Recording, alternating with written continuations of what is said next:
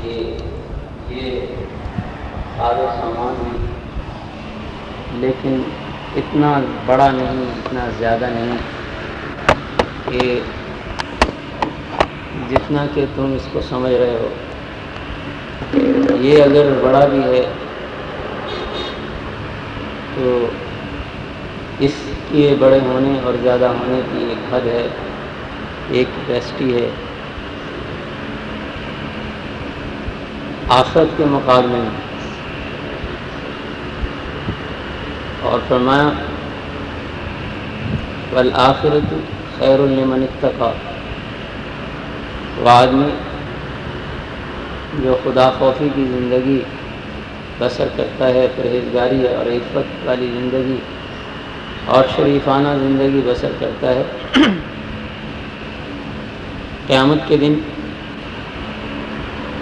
اس کے اوپر اتنا بھی ظلم نہیں ہوگا جتنا کہ ایک کھجور کے اندر دھاگا ہوتا ہے۔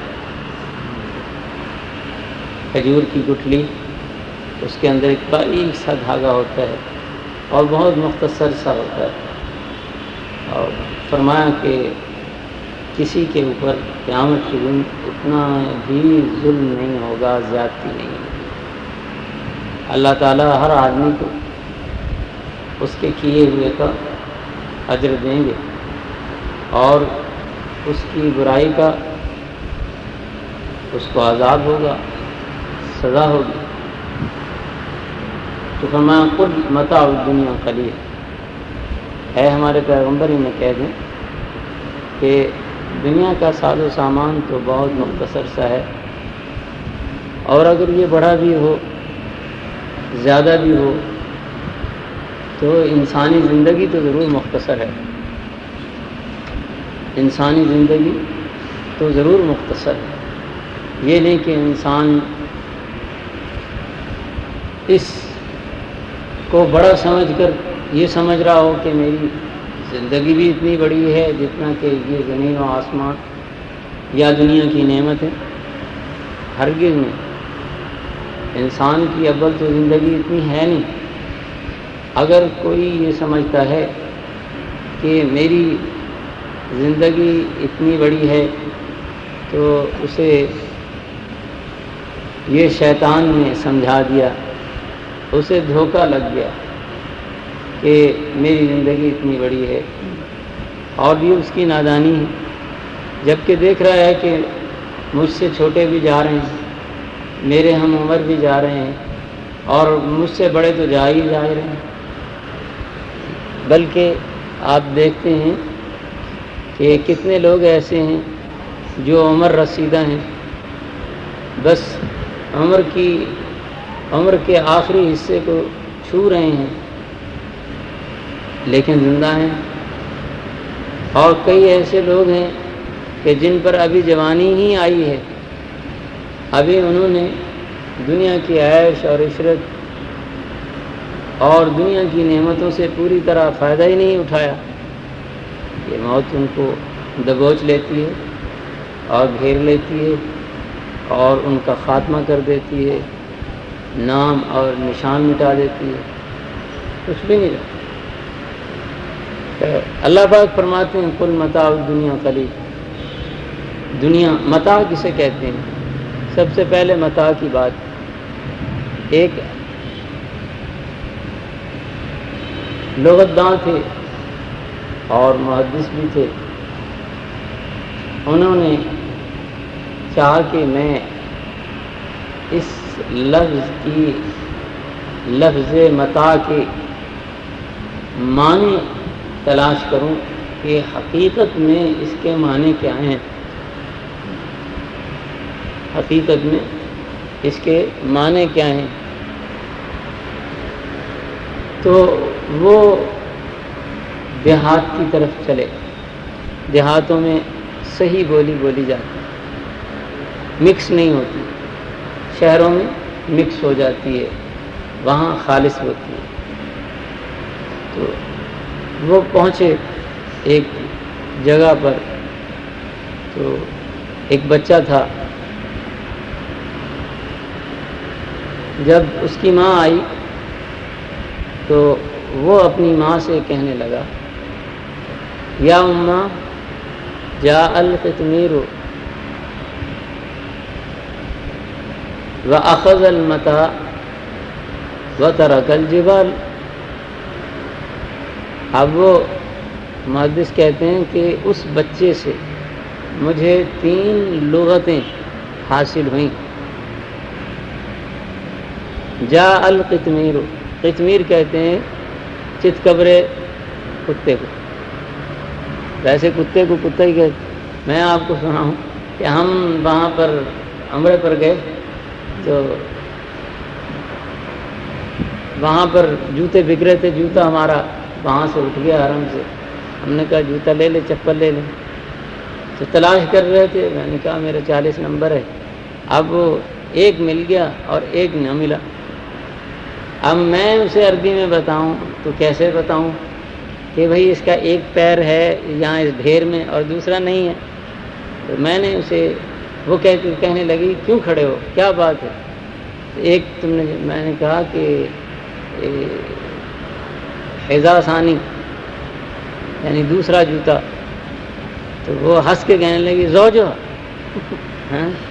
یعنی میں نے تو اپنی لغت سے، اردو سے عربی بنائی اس کی، اور اصل عربی اس تھی کوئی نہیں، تو مجھے اس سے یہ لغت حاصل ہوئی، تو اس نے آج تک مجھے یاد ہے، انہوں نے کہا زوجہ یعنی دوسرا پیر جیسے کہتے ہیں، تو اس نے صحیح لغت بولا۔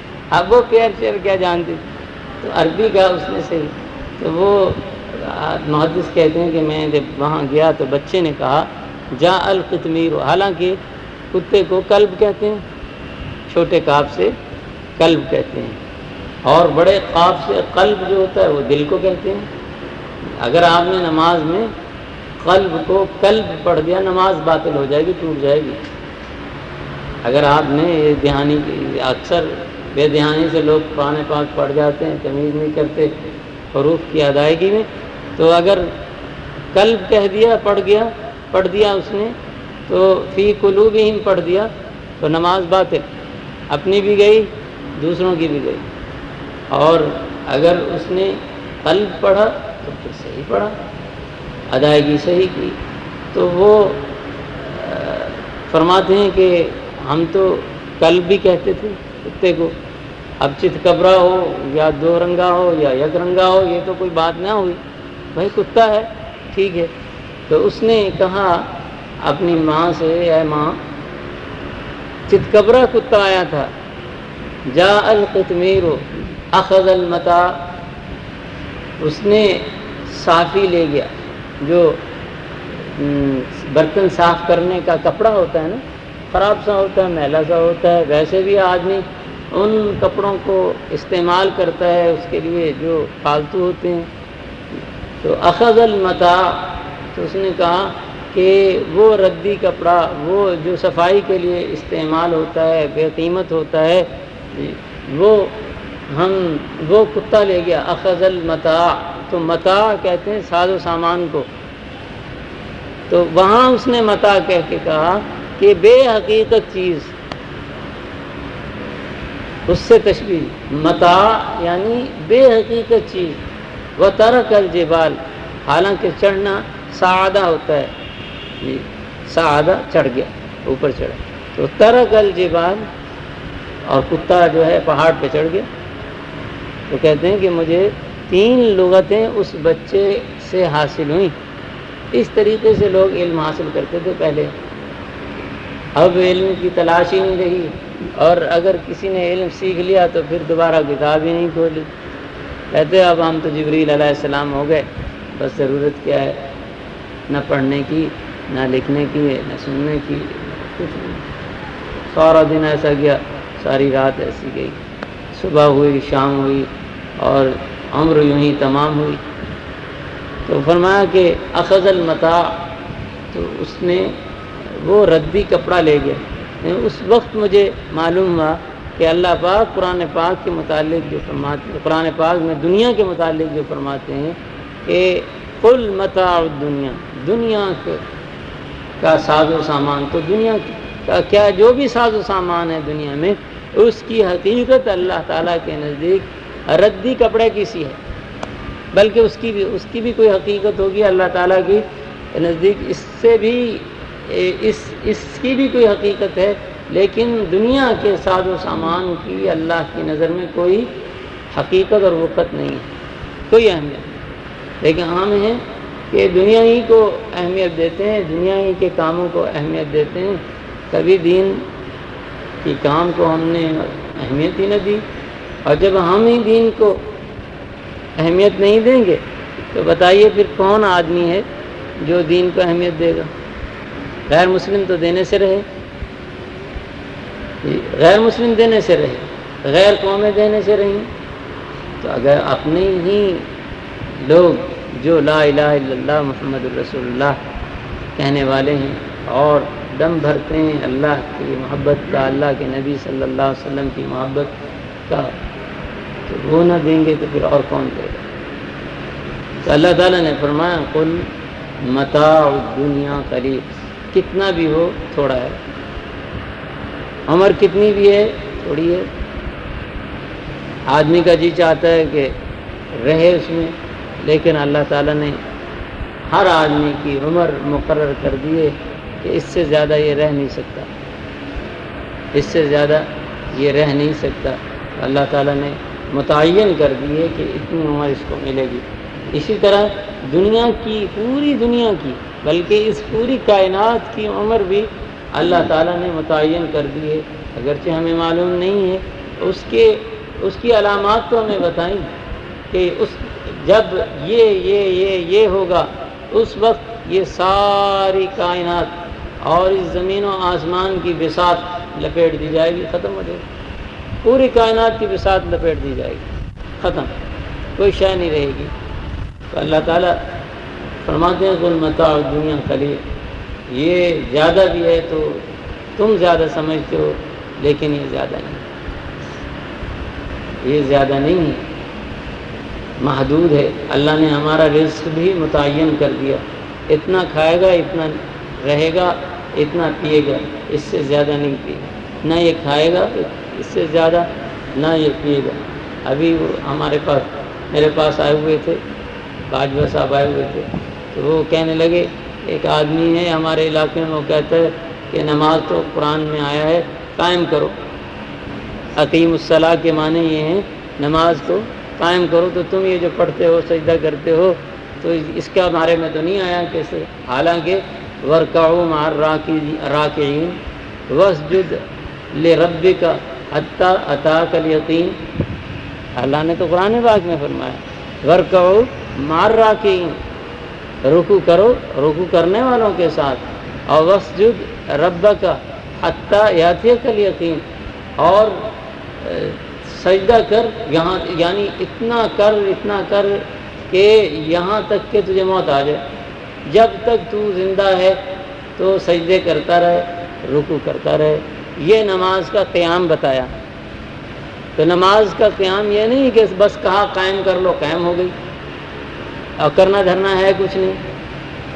میں نے کہا کہ بات یہ ہے کہ قرآن نے اگر اقیم الصلاۃ کہا ہے تو قرآن پاک یہ بھی کہتا ہے کلو واشربو، کھاؤ اور پیو۔ تو بھئی کھاتے کہاں سے ہو؟ منہ میں لے جاتے ہو یا فریج میں رکھ کے کہتے ہو بھئی کھانا ہو گیا؟ یا پانی وہاں رکھا ہے فریج میں تو کہتے ہو پانی ہے قائم ہے؟ وہاں تو یہ اپنا مفروضہ قائم نہیں کرتے ہو۔ نماز ہی ملی تھی چھری پھیرنے کے لیے، چھری پھیرنے کے لیے تمہیں نماز ہی ملی، وہاں تو تم نہیں کہتے ہو منہ کے ذریعے کھائیں گے تو کھانا ہوتا ہے۔ تو فریج میں پڑا ہوا کھانا نہیں ہے، یا چولہے پر رکھا ہوا کھانا نہیں ہے، اور فریج میں جو بوتلیں وہ پینا ہے کہ نہیں ہے؟ اسے مشروب کہتے ہیں جی، اور اسے معقول کہتے ہیں جی۔ وہ عقل ہے، یہ وہ طعام ہے، یہ مشروب ہے، تو وہاں اگر پڑا رہے گا تو پھر تو زندگی مشکل ہو جائے گی۔ وہاں تو تمہیں یہ سوچ نہیں آتی کہ چلو بھئی پڑا رہا تو ہم یہ کہیں گے اللہ پاک کی بات پر عمل کر رہے ہیں۔ فریج میں جناب دو سیر کڑھائی پکی رکھی ہے اور جناب ایک ڈالا شربت کا اور بوتلوں کا پڑا ہوا ہے، تو ہم کہیں جی بس ٹھیک ہے کلو واشربو، اللہ تعالیٰ کے حکم پر اور قرآن کی بات پر عمل ہو رہا ہے، کھانا نہ کھاؤ۔ وہاں تو تم ہمیں اتنے صابر شاکر نظر نہیں آتے، نماز کے اندر تم اتنے صابر شاکر نظر آتے ہو کہ اللہ نے کہا قائم کرو. تو جب تک وہ کھاؤ گی نہیں تو کھانا کیسے قائم ہوگا؟ اور جب تک تم نماز جو ہے نہیں پڑھو گے اس وقت تک نماز میں یعنی رکوع نہیں کرو گے، سجدہ نہیں کرو گے، قیام نہیں کرو گے، تو پھر وہ نماز کیسے ہوگی؟ تو یہ گمراہوں کی باتیں گمراہ کرتے ہیں اور گمراہی پر لوگوں کو ڈالتے ہیں. شیطان اکیلا نہیں ہے لوگوں کو گمراہ کرنے کے لیے، اس نے لوگوں میں سے آدمی اٹھائے ہوئے ہیں کہ ان کو گمراہ کر. اب کسی نیک آدمی کو نیکی کے ساتھ گمراہ کر رہا ہے، کسی برے آدمی کو اور بڑی برائی کے ساتھ، اور پھر برائی اگر اس کا ایمان تھوڑا بہت ہو جائے گا اور خدا کا خوف آیا اس کے اندر تو اسے کہتا ہے اللہ غفور الرحیم ہے، سارے جہان کو بخشے گا تو تجھے نہیں بخش دے گا. اور کیا بخشش اللہ تعالیٰ نے بندوں کے ہاتھ میں رکھی ہے، اپنے ہاتھ میں رکھی. وہ تو مالک الملک ہے، شہنشاہ ہے، جسے چاہے بخش دے. تو تجھے نہیں بخشے گا، اتنوں کو بخشے گا، ایک تو بھی صحیح، کوئی کمی آ جائے گی خدا کے ہاں؟ شیطان ہے. تو اللہ تعالیٰ فرماتے قل متاع الدنیا قلیل، اور والآخرۃ، آخرت کس کی ہے؟ خیر، کس کے لیے بہتر؟ کون کامیاب ہے آخرت میں؟ فرمایا آخرت کی کامیابی اس آدمی کے لیے ہے لمن اتقی، جس نے پرہیزگاری کی، عفت کی زندگی گزاری دنیا میں، اللہ سے خوف کی زندگی گزاری دنیا میں. ایک شخص کہنے لگے کہ مولوی صاحب ٹیکسی ڈرائیور کا یہ اتنی مصیبتیں آ رہی ہیں، کیوں آ رہی ہیں؟ کیوں آ رہی ہیں؟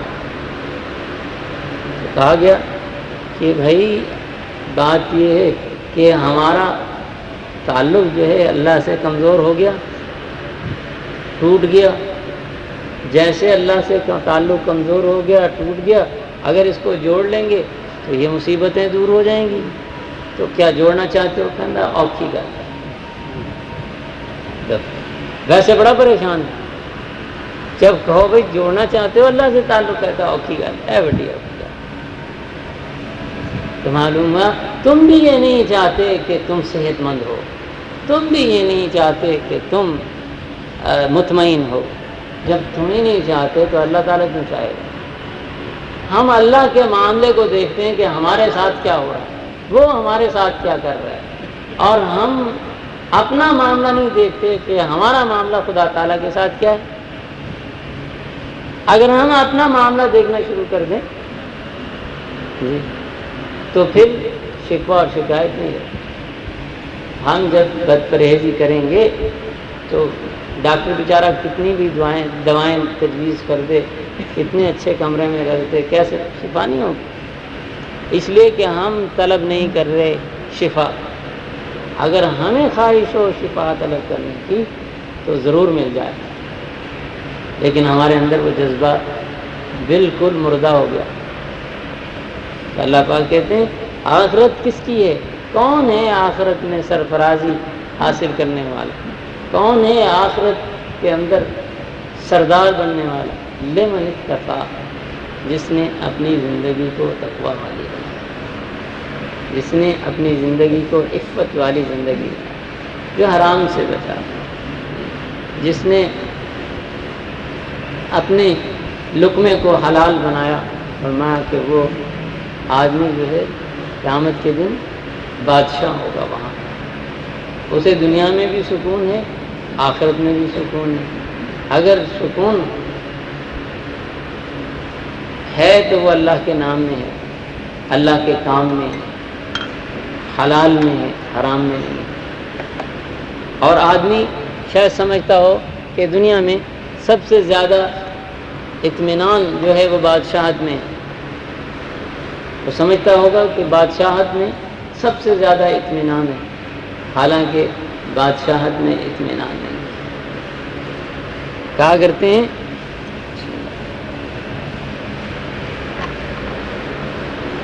دو فقیر ایک کمبل اور ایک دگڑی میں سو سکتے ہیں، دو بادشاہ ایک کمرے میں نہیں رہ سکتے،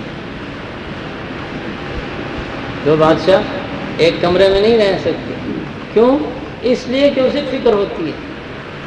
بادشاہت کوئی اطمینان والی چیز نہیں ہے، اور بادشاہ بلکہ دنیا کی کوئی چیز، آپ تو بادشاہت کو سب سے بڑی سمجھتے ہیں، جب اس میں اطمینان نہیں ہے، دنیا کی کسی چیز میں اطمینان نہیں ہے، حتیٰ کہ بادشاہت میں بھی اطمینان نہیں، تو پھر باقی رہ کیا گیا؟ کس میں اطمینان ہے؟ بادشاہ کو 100 خطرے، نہ اپنی مرضی سے کھائے نہ اپنی مرضی سے پیے، چلو کھائے پیے اپنی مرضی سے، باہر اپنی مرضی سے نہیں نکل سکتا، باہر اپنی مرضی سے نکلے، پھر یہ کہ میرے جو ساتھ والے ہیں یہ نہ کوئی مجھے قتل کر دے۔ وہ تو رات کو بھی پرسکون نہیں سوتا، اس کی تو رات بھی پرسکون نہیں ہے، اس کا دوپہر بھی پرسکون نہیں ہے، اسے کس چیز کا؟ تو بادشاہت میں بھی اگر اطمینان نہیں تو دنیا کی کون سی چیز ہے جس میں اطمینان؟ تو یہ تو چیز ہوگی۔ معلوم ہوا کہ اطمینان جو ہے وہ تقویٰ کی زندگی میں ہے، وہ نیکی میں ہے، وہ صالح اعمال میں ہے، ان میں اطمینان ہے، اور باقی اللہ کی یاد میں ہے۔ اگر ان میں نہیں ہے تو پھر کسی چیز میں نہیں، اگر بادشاہت میں ہی نہیں ہے تو پھر دنیا کی کسی چیز میں بھی اطمینان نہیں ہے۔ اور بادشاہوں کا تو آپ دیکھتے ہی حال، اگر بادشاہت میں اطمینان ہوتا تو بادشاہت یوں سازشیں کرتے، ایک کو توڑتے، ایک کو کھڑا کرتے، ایک کو بٹھاتے، ایک کو بھگاتے، تو یہ کام ہی نہ کرتے۔ تو دوستو اللہ پاک فرماتے ہیں کہ کل متاع الدنیا قلیل، دنیا بہت حقیر چیز ہے اور تھوڑی چیز ہے، اقلیت والی چیز ہے۔ اقلیت کو کون پوچھتا ہے؟ بالکل ایسا ہی حال ہے اس کا دنیا کا۔ اور آخرت جو ہے وہ کیوں بہتر ہے، کیوں اچھی ہے؟ اس سب سے بڑی چیز اس میں یہ ہے کہ وہ پائیدار ہے، ہمیشہ رہے گی۔ دوسرا یہ کہ جو تقویٰ اختیار کرے گا، متقی ہوگا، وہ آخرت کا بادشاہ ہوگا، آخرت میں اس کو سرخرویاں حاصل ہوں گی۔ اللہ تعالیٰ اس کو سونے کی اونٹنیوں، جن کے کجاوے سونے کے ہوں گے، جن کے پر سونے کے ہوں گے، اللہ تعالیٰ کے پاس جب وہ آئیں گے تو ان اونٹنیوں پر بیٹھ کر آئیں گے، سوار ہو کر آئیں گے۔ یہ ہے آخرت کی بادشاہی، یہ ہے آخرت کی بادشاہی۔ آج ہماری ان گاڑیوں کو جن پر ہم فخر کرتے ہیں، اپنی تجاروں پر BMW مرسیڈیز اور دوسری جتنی بھی گاڑیاں ہیں جن پر ہمارا فخر ہے، ان کی تو کوئی چیز بھی سونے کی نہیں، تب بھی خطرہ ہے، تب بھی خطرہ ہے، جان کا خطرہ ہے، عزت کا خطرہ ہے کہ پتہ نہیں کیا ہو، تب 100 خطرے ہیں۔ حالانکہ ایک ٹین ہے، ٹین اور لوہے کی چیز کو خطرے ہیں، اور جن پہ آپ فخر کر رہے ہیں، تو خطرے والی چیز پر آپ فخر کرتے ہیں جو خطرے سے خالی ہے اور عزت کی علامت ہے، جس پر بیٹھ کر آدمی جب سوار ہوگا اور وہ اڑے گی تو 1-2 تھوڑی آدمی دیکھے گا، 10-12 آدمی تھوڑی دیکھیں گے۔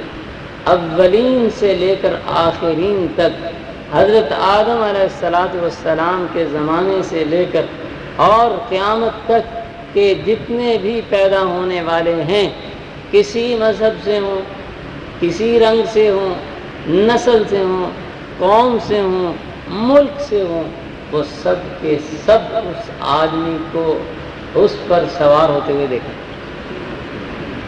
یہاں آپ نے کتنوں کو دکھا لیا، اور اگر دکھائیں تو خطرے سے خالی نہیں، خطرے سے خالی نہیں ہے آپ کا۔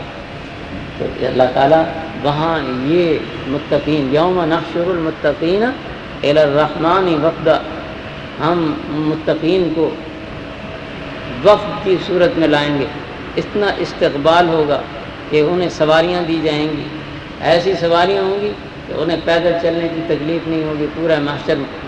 حضور صلی اللہ علیہ وسلم نے جب یہ فرمایا کہ قیامت میں کچھ لوگ ایسے بھی آئیں گے اللہ کے حضور جو سر کے بل چل رہے ہوں گے، ٹانگیں اوپر ہوں گی، سر کے بل چل رہے ہوں گے، صحابہ بڑے حیران ہوئے، یا رسول اللہ ایسے بھی ہوگا کہ آدمی سر کے بل چلے؟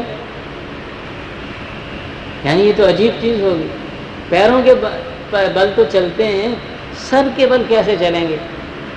یعنی انہیں ناممکن اور ناممکنات میں سے یہ چیز، ناممکنات میں سے ان کو وہ اس کو شمار کرنے لگے، یہ ناممکن چیز ہے کہ انسان جو ہے وہ سر کے بل چلے، اور سر کے بل واقعی عادت کے خلاف ہے۔ کتنا آدمی چلے گا؟ ایک کرتب کے طور پر 10 فٹ 5 فٹ تو چل سکتا ہے، لیکن اگر آپ اسے جائیں 1 فرلانگ چلے تو نہیں چل سکتا۔ آج تک دنیا میں کوئی ایسا پیدا نہیں،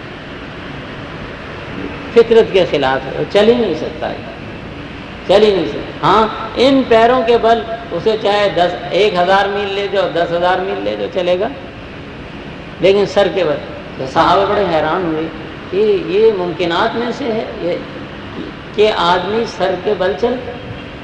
حضور صلی اللہ علیہ وسلم نے فرمایا تعجب کی کیا بات ہے، حیرانگی کی کیا بات ہے، تم کیا سمجھتے ہو کہ تم پیروں پر خود چل رہے ہو یا اللہ کے حکم سے چل رہے ہو؟ ہماری کیا طاقت ہے ان پیروں پہ چلنے؟ دیکھو فالج زدہ آدمی کو چلا کے دکھاؤ پیروں پہ، چلو بیساکھی پہ چلا دے، نہیں چلے گا، نہیں چلے گا۔ تو فرمایا کہ جو اللہ تعالیٰ اس بات پر قادر ہے کہ وہ لوگوں کو ان کے پیروں پر چلا سکتا ہے، وہ اس بات پر بھی قادر ہے کہ لوگوں کو اور مجرموں کو اور دنیا کے محبتیوں اور طلبگاروں کو اللہ تعالیٰ سر کے بل چلائے۔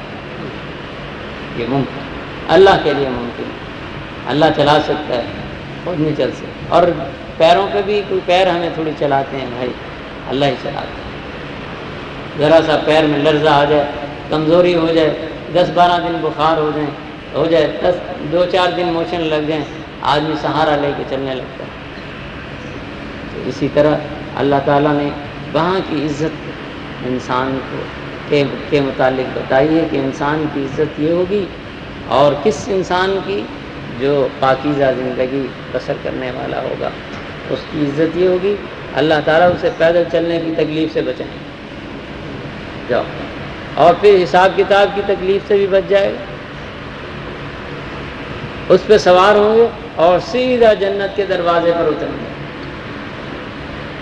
سیدھا جنت کے دروازے پر اتریں گے۔ جاؤ، یہ اللہ تعالیٰ نے کن کے لیے دی ہے؟ ان لوگوں کے لیے جنہوں نے آخرت کو اپنا نصب العین بنایا۔ دوستو، ہم سمجھتے ہیں کہ دنیا ہمارا مقصد ہے، اور حقیقی مقصد ہے، دنیا ہمارا مقصد نہیں ہے۔ دنیا کو ہم نے مقصد سمجھا ہوا ہے، دنیا حقیقت میں ہمارا مقصد نہیں ہے۔ دنیا میں آنے کا مقصد اس جہان کو بنانا ہے، اس گھر کو بنانا ہے۔ اگر دنیا میں رہ کے کسی آدمی نے وہ گھر نہیں بنایا، بڑا بدبخت ہے، بڑا بد نصیب ہے کہ دنیا میں آ کے اس نے وہاں پردیس میں رہ کر محنت کر کے مشقت کر کے اس نے وطن میں کچھ نہیں بنایا، بڑا بد نصیب۔ تو دوستو، اللہ تعالیٰ نے فرمایا قل متاع الدنیا قلیل والآخرۃ خیر لمن اتقی ولا تظلمون فتیلا۔ اور جہاں تک عدل اور انصاف کا تعلق ہے تو تمہارے اوپر اتنا بھی ظلم نہیں ہوگا جتنا کہ کھجور کی گٹھلی کے اندر چھلکا ہوتا ہے، وہ ریشہ ہوتا ہے، دھاگا ہوتا ہے، اس برابر کیا اس کا وزن ہے، کیا اس کی حقیقت ہے؟ فرمایا اس برابر بھی کسی پر ظلم نہیں ہوگا، اللہ تعالیٰ یہ فرماتے ہیں۔ تو دوستو، یہاں رہ کر آخرت بناؤ۔ اللہ نے ہمیں اسی لیے یہ دنیا میں آنا، ہمیں کیوں اللہ تعالیٰ نے یہاں بھیجا؟ صحیح بات ہے، اللہ تعالیٰ نے ہم سے پہاڑ کھدوانے تھے، نہ نہریں بنوانی تھی، نہ اللہ تعالیٰ نے ہم سے درخت اگوانے تھے، اور ہم اور آپ کیا درخت اگائیں گے؟ کتنے درخت اگا لیں گے؟ اللہ نے جو جنگل آباد کیے ہیں ان کو دیکھو تو آدمی حیران ہو جاتا ہے۔ صدیوں، 3 صدیاں اور 5 صدیوں سے مری ہم گئے وہاں پہ درختوں پہ لے گئے، فلاں درخت اس کی عمر 5 صدیاں، اس کی عمر 6 صدیاں۔ بھائی کیسے معلوم ہوا کہ اس کی عمر 6 صدی ہے، 600 سال پرانا درخت ہے، یہ کیسے پتہ چلا؟ انہوں نے جو لکھ دیا یہ کیسے کہتے ہیں جی اس کی ٹہنی کو کاٹا جاتا ہے، اس کی پھر اس کے اندر اللہ تعالیٰ نے دائرے بنائے ہوتے ہیں، دائرے بنائے ہوتے ہیں، ان کو ان کا 1 انچ یا 1 فٹ کے اندر وہ گنتے ہیں، پھر اس کی عمر تعین کر لیتے ہیں۔ کہتے ان کی عمر جو ہے اندر ہوتی ہے، یہ رجسٹر اندر رکھا ہے اللہ نے۔ جس طرح ہمارے اگر کسی کو عمر نہیں پتا کسی کو، تو وہ ہمارے ہاں بھی طور طریقے ہیں کہ اس کا وزن کریں گے، اس کے قد ناپیں گے اور بتا دیں گے کہ اس کا عمر اتنی ہوگی۔ اسی طرح اللہ تعالیٰ نے ان کے ہاں بھی رجسٹر رکھا ہوا ہے، ان کے بھی حسابی یہ اس کی اتنی عمر ہے۔ اب دیکھیں پتھروں تک کے متعلق ہے، یہ اتنے سال کا پتھر ہے، 100 صدیاں گزر گئی ہیں اس کو، 1000 سال پرانا پتھر ہے، یہاں پر یہ ہڈی اتنی پرانی ہے، اللہ نے انہیں علم دیا ہوا ہے، تو وہ ہوتی ہے تو دوستو اللہ تعالیٰ نے ہمیں دنیا میں بتایا کہ فلا تظلمون فتیلا، اور آخرت کے اندر تمہارا پر کوئی ظلم نہیں ہوگا، کسی قسم کا ظلم نہیں ہوگا۔ تو یہاں پر اگر کوئی کہے کہ میں یہاں رہ کر آخرت نہ بناؤں اور دنیا ہی کے پیچھے رہوں، دراصل وہ اپنی پیدائش اور تخلیق کا مقصد بھول گیا کہ اللہ نے اسے دنیا میں کیوں بھیجا تھا، کس لیے بھیجا تھا اور کیوں بھیجا تھا،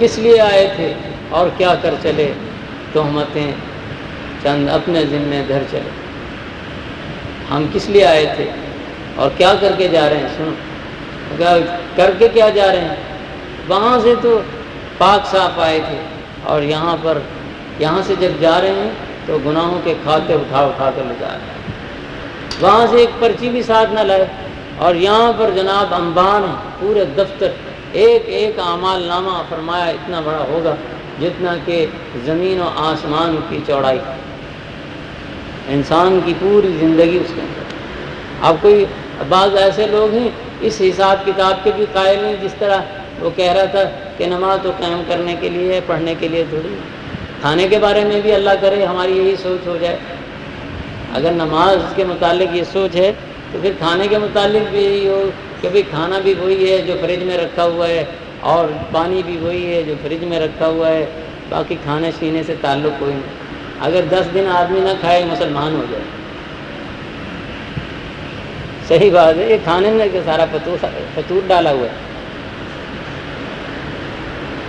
دیکھیں اللہ تعالیٰ نے روزہ اسی لیے رکھا ہے، یا ایھا الذین آمنوا کتب علیکم الصیام کما کتب علی الذین من قبلکم، آگے فرمایا لعلکم تتقون، ہم نے تم پر روزے فرض کر دیے، 30 دن کے روزے فرض کر دیے، اور یہ صرف معاملہ تمہارے ساتھ ہی نہیں، تم سے پہلوں پر بھی ہم نے روزے مقرر کیے تھے، لعلکم تتقون، تاکہ تم مسلمان صحیح معنی میں بن جاؤ،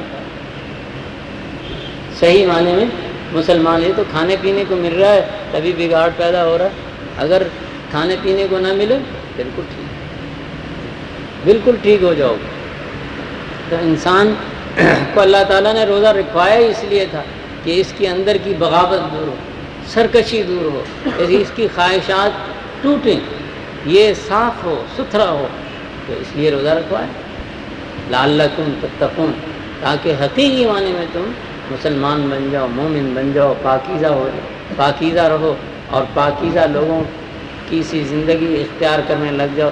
اور اسی لیے اللہ تعالیٰ نے عید کی نماز میں اذان نہیں دلوائی، شریعت نے اذان نہیں دلوائی، اور اقامت بھی نہیں کہلوائی۔ کہہ لو اقامت تو ہو جاتی ہے، اذان نہ ہوتی، اقامت بھی نہیں، اور وہ اذان بھی نہیں، کیوں؟ اتنے جمعہ اتنا مجمع ہوتا ہے، عید جتنا تو مجمع نہیں ہوتا، جمعے میں جو مجمع ہوتا ہے وہ عید جتنا تو نہیں ہوتا، تھوڑا ہی ہوتا ہے نا، تھوڑا ہوتا ہے، لیکن اس کے لیے اذان دلوا رہے ہیں، اور عید کا اتنا بڑا مجمع، اتنا بڑا مجمع، اس کے اندر کہہ رہے ہیں کہ نہیں اذان دینے کی ضرورت نہیں۔ کیوں نہیں؟ اس لیے کہ اللہ پاک نے جو فرمایا لعلکم تتقون، کہ اللہ پاک فرماتے ہیں میرے بندوں نے روزے رکھے میرے حکم کے مطابق، اب ان کا ایمان اتنا اونچا ہو گیا کہ خود میری طرف اب رغبت کرنے لگ گئے۔ ان کے دل میں میری چاہت اور محبت اب بیدار ہو گئی ہے، اب یہ خود میرے پاس آنے کو ان کا جی چاہے گا، یہ نہیں۔ اور واقعی ہم تو بس صرف پوچھتے ہیں عید کس ٹائم ہوگی، دیکھو صبح ہی اٹھ جاتے سب تیار، بچوں کو بھی تیار کر رہے ہیں، بلکہ کپڑے بھی پہلے سے ہی ہو رہے ہیں تیار، جناب سب کچھ تیاری، عید ہے جی، عید چل رہی، اذان نہیں ہوئی تو آپ کو کہے گا اذان نہیں ہوئی، اذان ہوگی تو میں جاؤں گا، تو ظہر کی اذان میں جائے گا، عید کی نماز میں نہیں جائے گا۔ تو اللہ تعالیٰ نے روزے رکھا کر اپنی محبت کو اجاگر کیا، بیدار ہوئی، اللہ کی محبت بیدار ہوئی، دل میں جب بیدار ہوئی تو پھر محبت جب آ جاتی ہے خود آدمی بھاگتا ہے۔ محبت کی بازی وہ بازی ہے دانش کہ خود ہارنے کو جی چاہتا ہے، محبت کی بازی وہ بازی ہے دانش کہ خود ہارنے کو جی چاہتا ہے جی۔ پھر آدمی یہ نہیں ہے کہ بھئی وہ داؤ پیچ کھیلا، نہیں، اس کے ذریعے تو میں حضور صلی اللہ علیہ وسلم کے پاس جب اونٹ لائے گئے قربانی کے لیے، 100 اونٹ آپ نے منگوائے، 100، تو سب کے سب قطار میں کھڑے تھے، خود ہی کھڑے تھے، کسی کو بھی رسی نہیں ماری، کسی کو بھی لاٹھی نہیں ماری گئی، کسی کو بھی لائن میں نہیں لگایا گیا، کچھ بھی نہیں، خود دیکھ رہے تھے۔ ہمارے متعلق یہ کہا ہے کہ دیکھو جو جانور ہے نا، اس جانور کے سامنے دوسرے جانور کو ذبح نہ کرو، اسے تکلیف ہوگی، اس کے دل میں خوف بیٹھے، اتنا خیال کیا ہے، اتنا شفقت علی المخلوق ہے دین کے اندر۔ اور یہ ایمان کی بنیاد ہے، ایمان کی 2 ہی بنیادیں ہیں، التعظیم لامر اللہ، اللہ کے احکام کی عظمت اور قدر اور احترام، اور دوسرا مخلوق پر شفقت، شفقت علی المخلوق۔ کہا کہ دیکھو بکری کے سامنے، جسے تم دوسری بکری اگر کسی نے 2 ذبح کرنے، پھر ایسا نہ کرنا کہ ایک بکری کے سامنے دوسری بکری کو بھی گرا رہے ہیں، وہ تڑپتی اسے دیکھے نہیں، اس کا دل بھی۔ لیکن حضور صلی اللہ علیہ وسلم جو کر رہے ہیں، وہ باندھنے بوندھنے کی ضرورت ہی نہیں، باندھنے بوندھنے کی ضرورت نہیں، وہ ان کے اندر ایسا جذبہ محبت بیدار ہوا اللہ کی راہ میں قربان ہونے کا۔ اور سب سے بڑی بات یہ ہے کہ اللہ کے نبی صلی اللہ علیہ وسلم کی محبت کا، کہ وہ کہتے تھے کہ واہ ہمارے نصیب کہ اللہ پاک کے رسول صلی اللہ علیہ وسلم کی چھری سے ہمارا گلا کٹا، خود آگے ہوتے تھے، خود گردن پکڑا پیش کر دیتے تھے کہ آپ ہمیں ذبح کریں۔ تو یہ ہے محبت، جب محبت ہوتی ہے، بیدار ہوتی ہے اللہ کی، تو پھر حضرت ابو بکر صدیق رضی اللہ تعالیٰ عنہ سے ان کے بیٹے جب مسلمان ہو گئے تو کہنے لگے ابا جان فلاں جنگ میں آپ میری زد میں تھے، میری تلوار کی زد میں تھے، میں نے چاہا کہ آپ کا سر اڑا دوں، لیکن میں نے احترام ایسا نہیں کیا، میں نے کہا میرے باپ ہیں، مجھے خیال آ گیا، میں نے اپنی تلوار کو نیچے کر لیا۔ ابو بکر صدیق نے کیا کہا، اے بیٹا اگر تو نے تو ایسا کر لیا، لیکن اگر تو میری تلوار کی زد میں ہوتا تو میں تیرا گلا اڑا دیتا۔ کیوں؟ اس لیے کہ تو اللہ کے رسول صلی اللہ علیہ وسلم کے مقابلے میں کھڑا تھا۔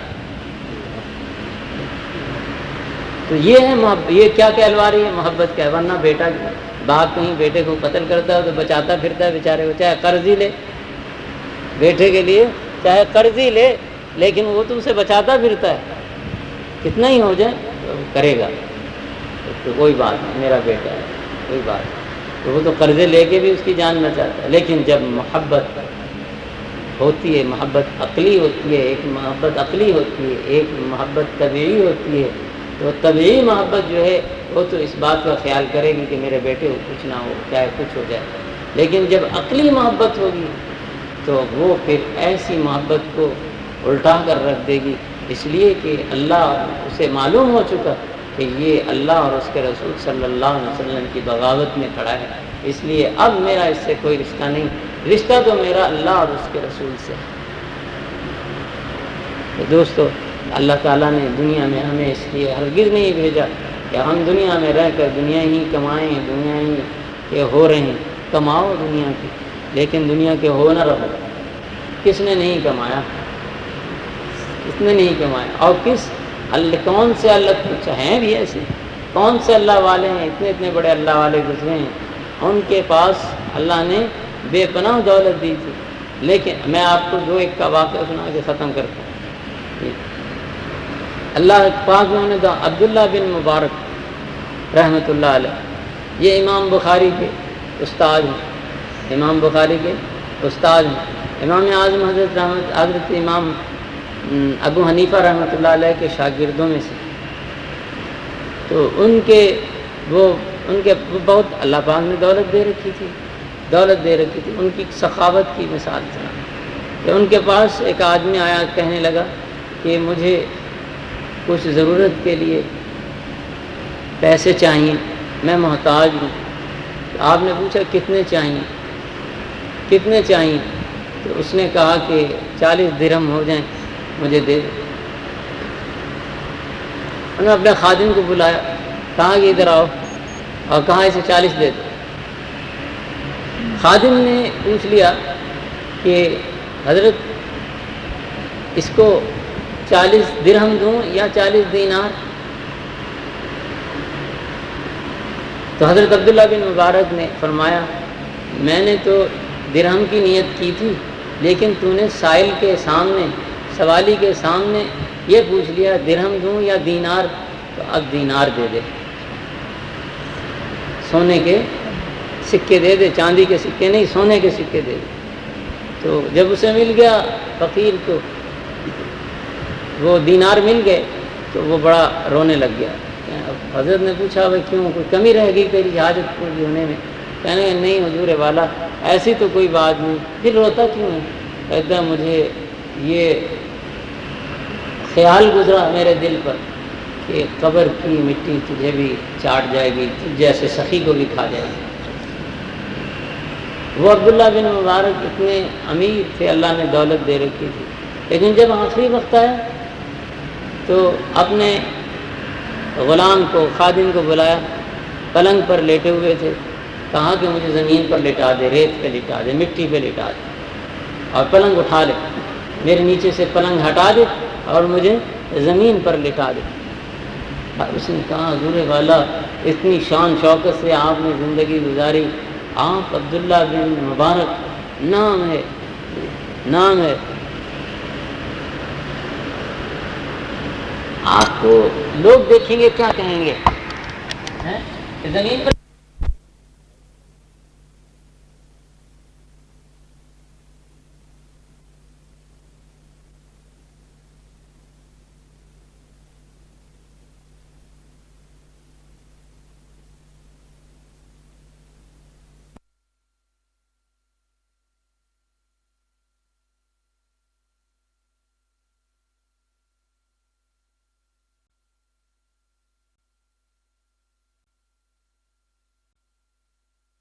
آدمی اور اتنا صاحب مقام آدمی وہ زمین پر لیٹ کے مرا۔ تو عبداللہ بن مبارک رحمہ اللہ نے فرمایا کہ نہیں، تو مجھے زمین پر ہی لٹا دے، میں چاہتا ہوں کہ خاک پر میری موت ہو، میری موت جو ہے خاک پر ہو۔ کیوں؟ فرمایا میں اللہ سے ہمیشہ یہ مانگا کرتا تھا اللہم احینی غنیا وامیتنی فقیرا، اے اللہ پاک جب تک تو مجھے زندہ رکھے تو صاحب مال بنا کر مجھے زندہ رکھے، دولت مند بنا کر مجھے زندہ رکھے، اور جب تو مجھے اپنے پاس بلائے تو اس حالت میں بلائی ہو کہ فقیرانہ حالت میں مجھے۔ میں چاہتا ہوں اللہ کے پاس امیر بن کے نہ جاؤں، فقیر بن کے جاؤں تاکہ اسے رحم آئے۔ یہ کیا ہے؟ اگر ایسی بات ہوتی تو کہتے بھائی کوئی اچھا بستر لاؤ، حریر اس کے اوپر ہو، میرے اوپر حریر ڈالنا اور میرے اوپر ریشم ابریشم اور استبرق ایسے گدے بچھانا اور ایسے لباس میں مجھے اور اتنا ایسی جگہ پر رکھنا اور اس طرح ان چیزوں سے نہلانا۔ 100 باتیں کرتا جی، پھولوں کی چادر ہو اس پر مجھے لٹانا اور ایسا ہو۔ فرمایا کہ میں چاہتا ہوں کہ اللہ کے ہاں جب جاؤں تو فقیر، میں اللہ سے دعا مانگتا تھا، اللہ پاک میں تو دنیا میں زندہ رہوں تو زندگی کے امیروں کی سی ہو، اور جب تیرے پاس آؤں تو پھر حال میرا کیا فقیروں کا سا، احینی غنیا وامتنی فقیرا، یعنی دنیا میں تیرے ہاں فقیر کی زیادہ عزت ہے اور دنیا میں امیر کی زیادہ عزت ہے، میں دونوں عزتوں کو سمیٹنا چاہتا ہوں، یہاں کی بھی عزت ملے وہاں کی۔ حضور صلی اللہ علیہ وسلم کے متعلق آتا تھا کہ اول میں بھی اور آخر میں بھی اس دعا کو ضرور پڑھا کرتے تھے، ربنا آتنا فی الدنیا حسنہ وفی الآخرۃ حسنۃ وقنا عذاب النار، دنیا میں بھی ہمیں ساری بھلائیاں دے، ساری نعمتیں دنیا کی بھی عطا فرما، آخرت کی بھی ساری نعمتیں ہمیں عطا فرما، اور ہمیں عذاب نار سے، دوزخ کے عذاب سے محفوظ فرما۔ پہلے بھی یہ دعا کرتے تھے، اختتام پر بھی یہ دعا کرتے تھے، اگر پہلے بھول جاتے تو آخر میں تو ضرور یہ کرتے، اور واقعی ہے بھی کہ دنیا کی بھی عزتیں مانگو اور آخرت، دنیا میں بھی ہمارا تعلق اللہ سے رہے، اور جاتے ہوئے دنیا سے، دنیا کو چھوڑتے ہوئے بھی اللہ کی طرف رغبت رہے۔ یہ نہیں کہ آپ کہو کہ آخر میں یار اللہ سے کوئی تعلق قائم کر لیں گے، جی نہیں، اس وقت تعلق کام نہیں آئے گا، بلکہ دنیا میں رہتے ہوئے، عیش و عشرت میں رہتے ہوئے خدا کے بن کے رہو، کہ کوئی پرواہ نہیں، دنیا آئے جائے، آپ کے پیر کے نیچے ہو دنیا، جیسے ایسی دنیا تو ہونی چاہیے۔ اگر بہت ساری عبادتیں ایسی ہیں جو دنیا کے ہونے پر موقوف ہیں، دیکھیں آپ حج نہیں کر سکتے، حج عبادت ہے، کب کریں گے؟ جب آپ کے پاس دولت ہوگی۔ آپ زکوٰۃ نہیں دے سکتے، فرض ہے، اس کی ادائیگی کب ہوگی؟ جب دنیا آپ کے پاس ہوگی، جب دنیا آپ کے پاس ہوگی۔ تو یہ چیزیں زکوٰۃ ہے، صدقات آپ نہیں دے سکتے، کیسے دیں گے اگر آپ کے پاس دنیا نہیں ہوگی؟ تو صدقات کہتے ہیں۔ کسی کا علاج کیسے کرائیں گے؟ کسی کا سہارا کیسے بنیں گے؟ کسی کی ہمدردی کیسے کریں؟ کچھ بھی نہیں۔ تو دوستو، یہ ساری بہت ساری عبادتیں ہیں جو دولت کے وجود پر اور دولت کے ہونے پر موقوف ہیں، کہ اگر وہ نہیں ہوں گی تو وہ بھی نہیں ہوگی۔ دنیا اس حوالے سے بری نہیں، دنیا بری کیوں ہے اور بے حقیقت کب بنے گی؟ جب اس سے آخرت بنانا چھوڑ دو گے۔ اگر اس دنیا کو آخرت بنانے کے لیے استعمال کرو گے، تمہارے استعمال میں تو رہے گی آخرت بھی بنے گی۔ مقصد یہ کہ اس سے آخرت بنے، تمہیں بھی فائدہ ہوگا، تمہیں بھی فائدہ ہوگا۔ دیکھیں، ایک بزرگ جا رہے تھے، ایک آدمی مکان بنا رہے تھے، تو انہوں نے دیکھا ایک روشن دان بنایا ہے، پوچھا بھائی یہ روشن دان کیوں بنایا؟ کہنے لگے کہ روشن دان اس لیے بنایا تاکہ اس سے ہوا آئے، روشنی آئے، بس، اور کوئی مقصد؟ ہاں بس یہی مقصد۔ انہوں نے کہا کہ کاش کہ تو جب بنا رہا تھا یہ نیت کر لیتا کہ اس روشن دان سے، اس سوراخ سے مجھے اذان کی آواز آئے، تو اگر تو یہ بناتے ہوئے نیت کرتا تو اذان کی آواز بھی آتی اور روشنی اور ہوا خود بخود آتی، اور اگر اس نیت سے یہ روشن دان رکھتا تو تیرا پورا گھر بنانا اور سارا کا سارا عبادت میں شامل ہو جاتا۔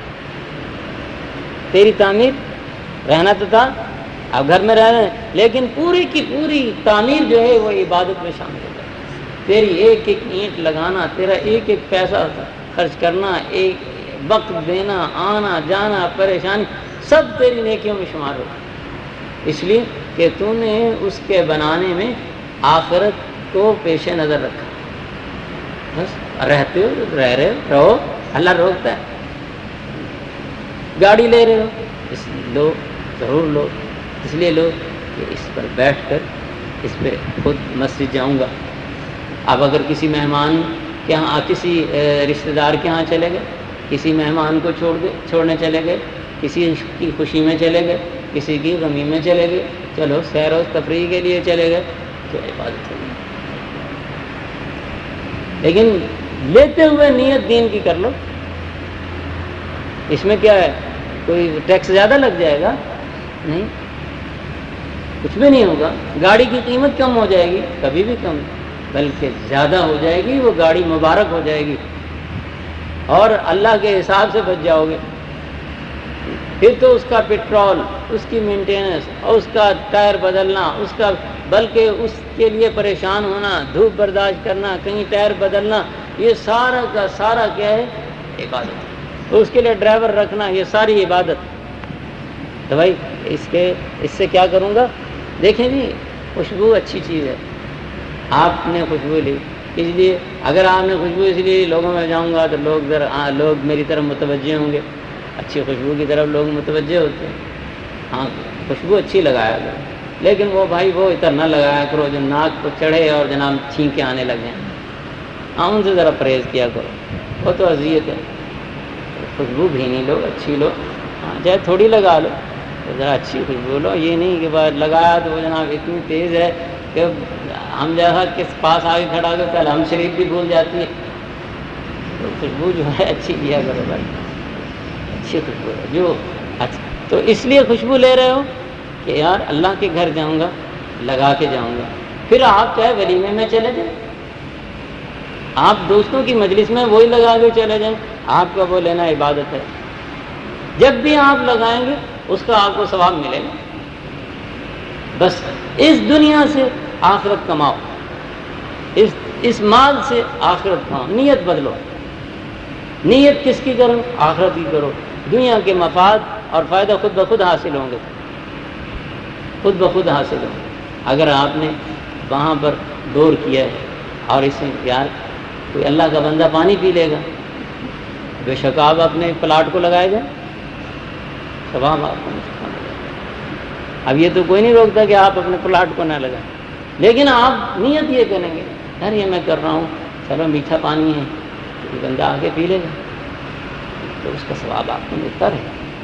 لیکن ماں دنیا ہی دنیا، اور آخرت کبھی سوچی نہیں کہ وہاں بھی کچھ، وہاں کے لیے بھی کچھ کرنا ہے. تو پھر اللہ تعالیٰ کیا کہتے ہیں کہ دیکھو یہ تو اس کی بے وقت چیز ہے، یہ تو ختم ہو جائے گی، اور یہ نہ ختم ہوئی تو تم تو ضرور ختم ہوگے، تم ضرور ختم ہوگے. اس لیے بھائی دنیا میں رہ کر آخرت بنانے کو پیش نظر رکھو.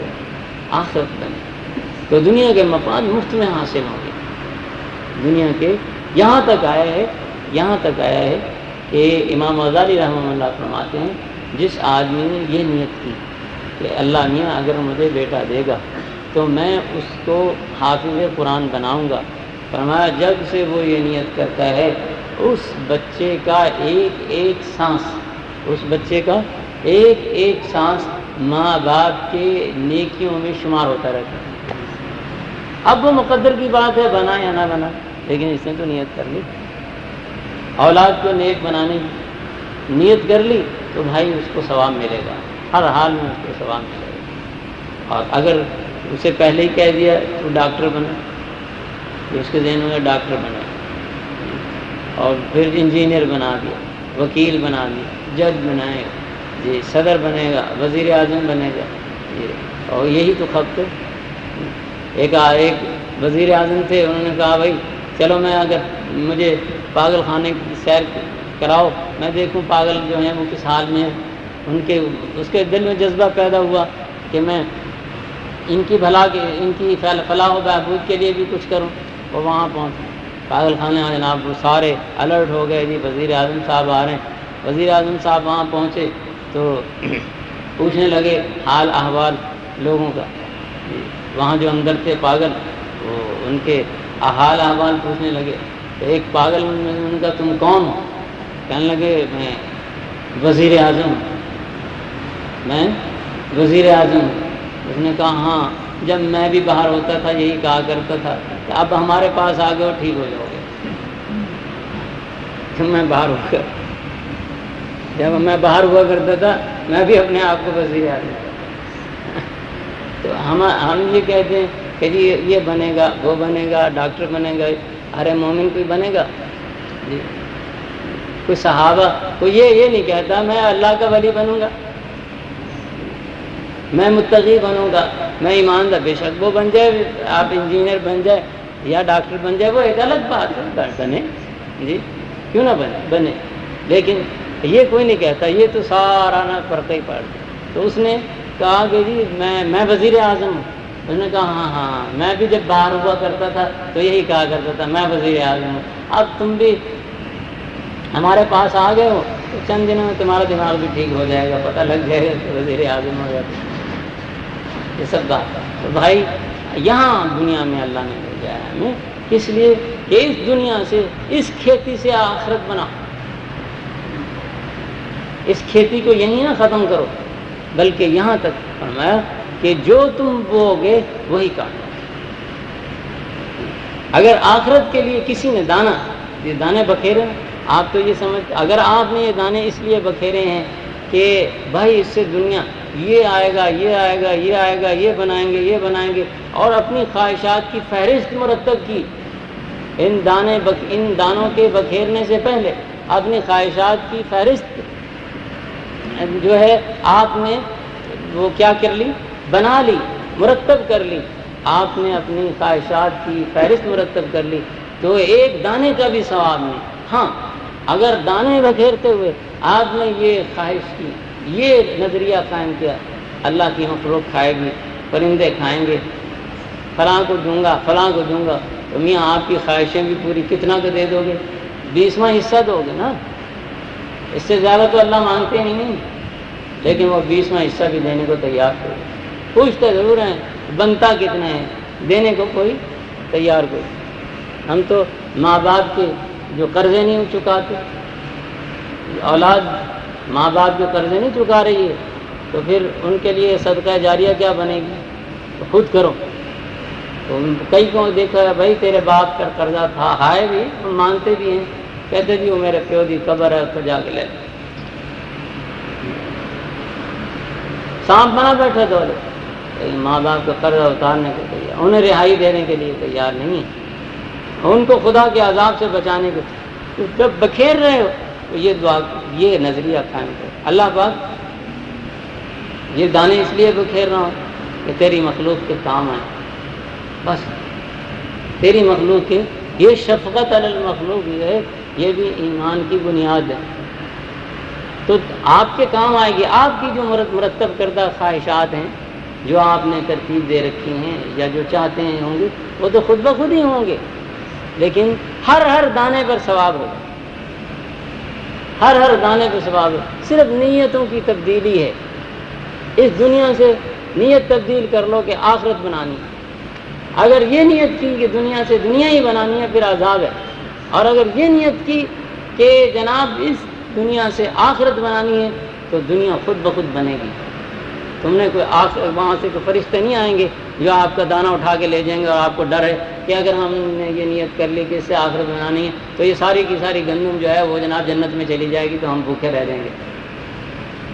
ایسا نہیں، بلکہ اللہ برکت دے، نیت کر۔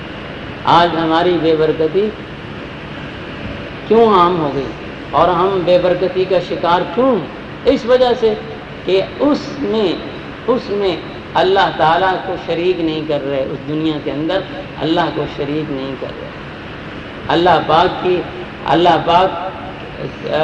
کے احکام کی بجا آوری نہیں کر رہے، آخرت تلاش کرنے کی خواہش ختم ہو چکی، اس لیے بے برکتی۔ حالانکہ یہاں تک کہا ہے جو آدمی دانے بکھیرتا ہے، منظر زرعن، جس نے کوئی کھیتی لگائی اور پھر اس سے کسی پرندے نے کھا لیا، فرمایا اس کا کھانا بھی اس کے لیے صدقہ ہے، گھر بیٹھے کھانا۔ اب کیا کمی ہو جاتی ہے؟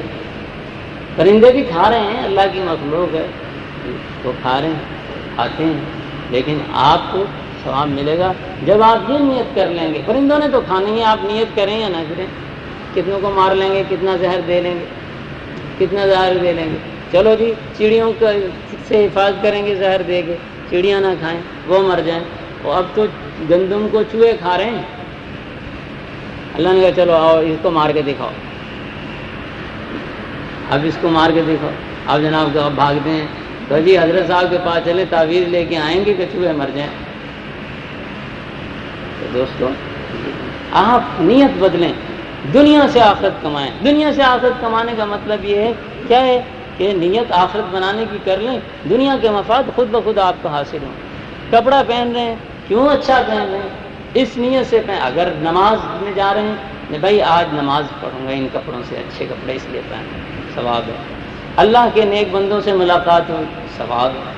اب آپ کو روکتا ہے کہ بھائی کسی میٹنگ میں نہ جاؤ، جاؤ، لیکن پہنتے ہوئے یہ کرو نماز، اللہ پہ آپ خوش ہوں گے، اچھا لباس پہنوں گا، اللہ جہاں جاؤں گا اللہ پاک اب اس لباس کو جہاں مرضی پہن کے چلے جاؤ، روکتا ہے؟ تو جب تک آپ کے سینے پر بدن پر وہ لباس ہوگا آپ کو ثواب۔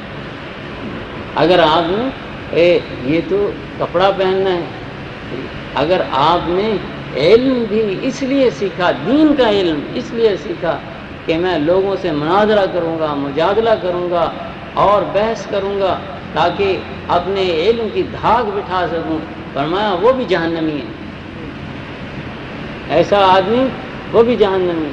اور فرمایا قیامت کے دن، قیامت کے قریب ایسے آدمی ہوں گے کہ لوگ ان کے متعلق ما اجلدہ وما عقلہ ما ادرکہ، یہ کتنا جناب مضبوط آدمی ہے، کتنا عقل مند اور دانشور آدمی ہے، کتنا سوچ اور فکر والا اور دور اندیش آدمی ہے، کتنا بے باک اور بہادر ہے۔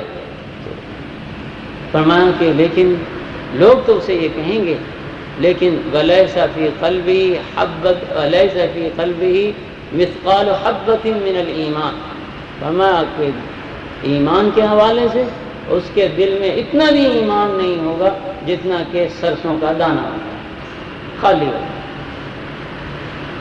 خالی ہوگا بھی۔ یہ قیامت کے دن، قیامت کے قریب ایسے لوگ بھی موجود ہیں۔ تو دوستو اللہ تعالیٰ نے ہمیں دنیا میں اسی لیے بھیجا، یہ زندگی بھی تھوڑی ہے اور یہ دنیا کی مدت بھی تھوڑی ہے، تو اس تھوڑے سے عرصے میں رہ کر آخرت بنانے کی کوئی بس نیت کرو، ہر کام میں آخرت کی نیت کرو، دنیا کے مفاد خود بخود آپ کو حاصل ہوں گے۔ ہر کام میں آخرت کے بنانے اور آخرت کا گھر بنانے کی نیت کرو، آخرت کو پیش نظر رکھو، دنیا کے مفاد خود بخود آپ کو حاصل ہوں گے۔ آپ نے سائیکل لی، آپ نے موٹر سائیکل لی، آپ نے کار لی، ہوائی جہاز لیا، لیکن مطلب کہ اسے خیر کے کام میں لاؤں گا، تو اگر آپ اس سے دنیا کے بھی کام کریں گے تو اس میں بھی ثواب۔ مقصد آپ کا کیا تھا؟ آپ نے لوٹا خریدا، حالانکہ استنجا کے لیے ہوتا ہے، لیکن اسے اس لیے خریدا کہ اس سے وضو بھی کروں گا، استنجا کے کوئی کام آئے گا، تو وہ لوٹے کا خریدنا ثواب ہو جائے گا، لوٹے گا